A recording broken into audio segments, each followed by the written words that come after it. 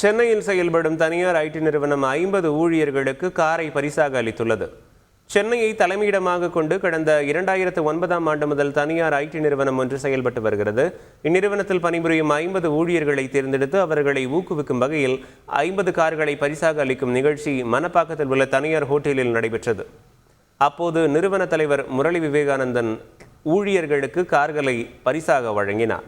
இதனையடுத்து அவர்கள் மகிழ்ச்சியுடன் கார்களை ஓட்டிச் சென்றனர். திருச்செந்தூரில் மழை வெள்ளத்தால் பாதிக்கப்பட்ட இடங்கள், விவசாய விளைநிலங்கள், பழுதாகியுள்ள சாலைகள் குறித்து அனைத்து துறை அலுவலர்களுடன் அமைச்சர் மனோ தங்கராஜ் ஆலோசனை நடத்தினார்.